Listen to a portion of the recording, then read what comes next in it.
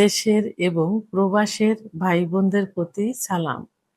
আসসালামু আলাইকুম। আমি প্রভাষক ডাক্তার রিক্তা পারভিন, হোমিওপ্যাথি এবং আয়ুর্বেদিক চিকিৎসক। কোনো এক শুভাকাঙ্ক্ষী কমেন্টস করেছেন, ম্যাডাম আমার বইয়ের সঙ্গে মেলামেশা করার সময় যোনিপথ বিচ্ছিন্ন হয় না বা কোনো পানি আসে না, কি করব? দয়া করে জানাবেন। ধন্যবাদ ভাইয়া সুন্দর একটা কমেন্ট করার জন্য। অনেক পুরুষ ভাইয়েরাই কিন্তু এটা বলে থাকেন যে সহবাসের সময় স্ত্রীর যোনিপথ ভেজে না বা কামরস আসে না, সহবাসে অনেক কষ্ট হয়। আবার এবং সহবাস করতে গেলে অনেক সময় আমার পুরুষাঙ্গটা ছুলে যায়, ব্যথা করে, জ্বালাপোড়া করে। আবার অনেক বোনেরাও কিন্তু একই কমেন্টস করে থাকেন যে সহবাসের সময় আমার যোনিপথ পিচ্ছিল হয় না, খুব ব্যথা করে, জ্বালাপোড়া করে, ছুলে যায়। এখন কি করতে পারি? এখন সব ভাই বোনের কমেন্ট একই কমেন্টসের অ্যান্সার করার জন্য আমি ভিডিও আকারে এসেছি, যাতে সবাই জানতে পারে, শুনতে পারে এবং শিখতে পারে। আসলে যোনিপথ পিচ্ছিল হয় না বা কোনো পানি আসে না বা কামরাস আসে না, এটা বিভিন্ন কারণে হয়ে থাকে। এটা চিকিৎসাযোগ্য। চিকিৎসা নিলে কিন্তু এটা ঠিক হয়ে যায়। সেহেতু এটা নিয়ে ভেঙে পড়ার কোনো কারণ নেই, কোনো দুশ্চিন্তার কারণ নেই। তাই উদ্বিগ্ন হওয়ার কোনোই প্রয়োজন নেই। আগে আমাদের জানতে হবে যে কেন যোনিপথ পিচ্ছিল হয় না বা কামরস আসে না। সাধারণত মহিলাদের ভিতর যদি উত্তেজনা না আসে, উত্তেজনা না আসলে কিন্তু কামরস আসে না। উত্তেজনাটা হলো অর্গাজম, অর্থাৎ অর্গাজম যদি না হয় তাহলে কিন্তু কামরস আসে না। অর্থাৎ যারা একদম বাংলা ভাষায় বলেছেন যে কেন পানি আসে না, তাদের পানি আসে না, জায়গাটা পিচ্ছিল হয় না। তাহলে উত্তেজনার অভাবে হয়, মানসিক চাপ বা ক্লান্তি বোধ থেকে এটা হয়ে থাকে, সম্পর্কে টানাপোড়েনের থেকে হয়, বা যৌন আগ্রহ কম থাকলে প্রাকৃতিক লুব্রিকেশন কমে যেতে পারে। অর্থাৎ এখানে যদি সম্পর্কটা ভালো না থাকে, স্বামী স্ত্রীর সম্পর্ক ভালো না থাকে, একে অপরের প্রতি যদি আকর্ষণ না থাকে, তাহলে কিন্তু এটা হয়ে থাকে। অনেক ফ্যামিলিতে আছে, দেখা যায় যে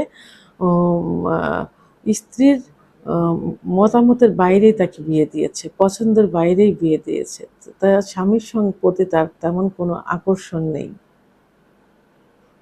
আবার এমনও হয়ে থাকে যে ছেলের অনুমতির ছাড়া, ছেলের পছন্দ ছাড়া বিয়ে দিয়েছেন, যে কারণে যার সহবাসে যেতে হয় তাই যায়। তো তার ভিতর যে কাম উত্তেজনা আনতে, তাকে যে অর্গাজম করতে যে নিয়মগুলো ফলো করতে হয়, সে ফলো না করে একবারে নিজের বীর্যপাত ঘটানোর জন্য, একটু বাচ্চার জন্য তারা সহবাসে লিপ্ত হয়। এরকমও কিন্তু হয়ে থাকে। আবার হরমোনের ভারসাম্যতার কারণে এটা হয়ে থাকে। আর হরমোনের ভারসাম্যতা কখন কখন হয়? সন্তান জন্মানোর পর কিন্তু হরমোনের ভারসাম্য আসে। মেনোপজের সময়, অর্থাৎ মেয়েদের যখন মাসিক বন্ধ হয়ে যায়, বিশেষ করে ৪০ থেকে ৪৫-এর মধ্যে কিন্তু অনেকের মাসিক বন্ধ হয়ে যায়। সর্বশেষ ৫০ বছর বয়সে মেয়েদের মাসিক বন্ধ হয়। তো এর কাছাকাছি মাঝামাঝি সময়ে কিন্তু মেয়েদের বডিতে বিভিন্ন হরমোন থাকে, এই হরমোনের ভারসাম্য দেখা দেয়। তাহলে মেনোপজের সময় কিন্তু হরমোনের ভারসাম্য আসতে পারে। কিছু জন্ম নিয়ন্ত্রণের যে ওষুধগুলো আছে, সেই ওষুধগুলো সেবন করলে আসে। কিছু ঔষধ, যেমন আপনার উচ্চ রক্তচাপের যে ওষুধগুলো থাকে, এই ওষুধগুলো খেলেও কিন্তু হরমোনের তারতম্য হতে পারে। স্তনদানকালে, যখন বাচ্চা ডেলিভারির পরে, যখন বাচ্চা বুকের দুধ পান করে, তখন কিন্তু হরমোনের ইমব্যালেন্স হয়, হরমোনের ভারসাম্যতা হয়, তখনও কিন্তু এটা হতে পারে। ওষুধের যে প্রভাবটা আমি প্রথমে বলেছি, যে উচ্চ রক্তচাপ, এখানে অ্যান্টি ডিপ্রেশন, অ্যান্টি হিস্টামিন জাতীয় যে ওষুধগুলো আছে, এই ওষুধগুলো খেলেও কিন্তু হরমোনের ভারসাম্যতা আসে। তো আমরা সাধারণত জানি যে মেয়েদের ইস্ট্রোজেন হরমোন কমে গেলে, প্রোলাক্টিন হরমোন বেড়ে গেলে যৌন অক্ষমতা আসে। এক কথায় এই হরমোনগুলোর কারণেই হয়। হ্যাঁ, আরেকটা হলো যে ইনফেকশন বা প্রদাহ থাকলে ভিতরে যদি যোনিপথের ভিতরে অনেক সময় যৌনবাহিত কিছু রোগ যেমন সিফিলিস, গোনোরিয়া, ফাঙ্গাস ইত্যাদি যে রোগগুলো থাকে, ইনফেকশন বা প্রদাহ থাকে, তার কারণেও কিন্তু এই এখানে উম জায়গাটা পিচ্ছিল হয় না বা শুকনো থাকে। তখন ওখানে যে একটা ব্যথা হয়, ব্যথা অনুভব হয়, এই অনুভবের থেকে কিন্তু সেক্সুয়াল অনুভূতিটা চলে যায়। যে কারণে ওই জায়গাটা শুকনো থাকে, ভেজে না। মানসিক কিছু চাপ থাকে, ফ্যামিলিগত কিছু চাপ থাকে, এবং স্বামীর সঙ্গে কিছু আ দ্বন্দ্ব থাকে। আবার দেখা যায় যে আর যে কারণে অতিরিক্ত দুশ্চিন্তাগ্রস্ত থাকে, ঘুম হয় না, রাত জাগে। অনেক মেয়েরা আবার ধূমপান, মদ্যপান করে, যে কারণেও কিন্তু হরমোন কমে যায়। ইত্যাদি কারণে এবং পরিমিত পরিমাণ পানি না খাওয়া, পুষ্টিকর খাবার না খাবার কারণে কিন্তু মেয়েদের এই সেক্সুয়াল বা যৌন অক্ষমতা চলে আসে।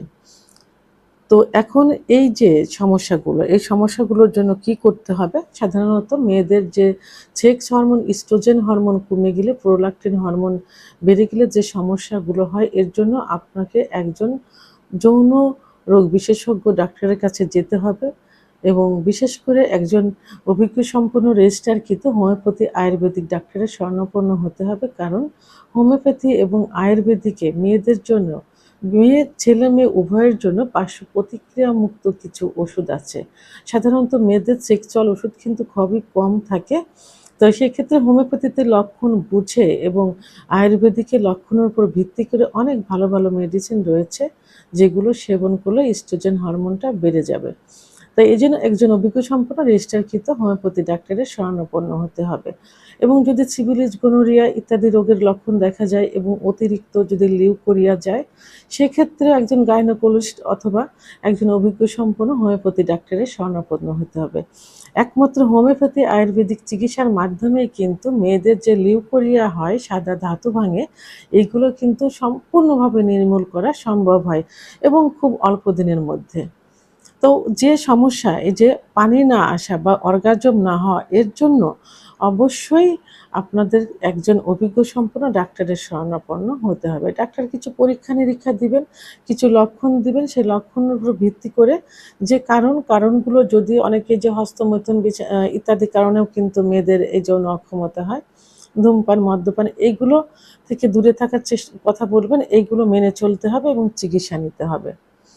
এবং সর্বোপরি আ যে স্বামী, অর্থাৎ সহবাসে যখন যাবেন, তো স্বামীকে বলব যে আপনারা আপনার স্ত্রীকে পরিমিত পরিমাণ, মানে অতিরিক্ত পরিমাণে ফোরপ্লে করবেন। কারণ মেয়েদের সেক্স উত্তেজনা কিন্তু লুকায়িত থাকে।